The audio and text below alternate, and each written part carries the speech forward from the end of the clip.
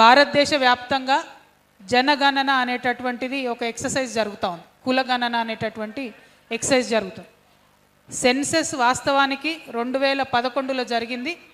ప్రతి 10 సంవత్సరాలకు జరగాలి అంటే 2021లో జరగాల్సి ఉండే. కానీ 2021లో కోవిడ్ వచ్చిందని చెప్పి జనాభా గణన చేయకుండా వదిలేయడం జరిగింది.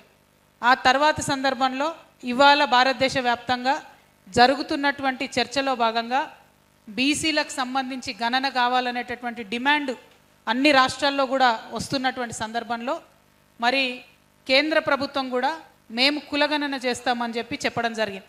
వారు కులగణన చేస్తామని చెప్పగానే అందరం కూడా వాస్తవానికి ఆశ్చర్యపోయినాం. ఎట్లా బుద్ధి వచ్చింది ఇట్లా వీళ్ళకు సడన్గా కులగణన ఎట్లా చేస్తా అన్నారని. ఎందుకంటే కులాల వారీగా గణన చేసినప్పుడు భారతదేశంలో ఉన్నటువంటి కమ్యూనిటీస్ అన్నిటి గురించి ఒక్కసారి లెక్క నిగ్గు తేల్చుకున్నప్పుడు వారికి ఇస్తున్నటువంటి బడ్జెట్ ఎంత, వారికి వస్తున్నటువంటి ఉద్యోగాలు ఎన్ని అనేటటువంటి ప్రశ్నలు సాధారణంగానే వాటిని వెనక నుండి బయలుదేరుతాయి. కాబట్టి మరి కులగణన అనేది మంచి కాన్సెప్ట్ అని అందరు కూడా సంతోషించినాం.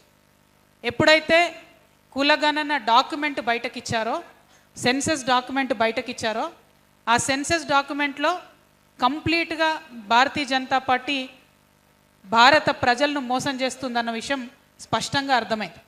ఎందుకంటే ఎస్సీ ఎస్టీ 2 కేటగిరీస్ పెట్టారు ఇంతకుముందు లాగానే రాజ్యాంగంలో ఉంది కాబట్టి. కానీ ఏదైతే ఓబీసీ అనే కేటగిరీ పెడతామని చెప్పారో అది పెట్టకుండా డైరెక్ట్గా కులము అనేటటువంటిది ఇంక్లూడ్ చేశారు.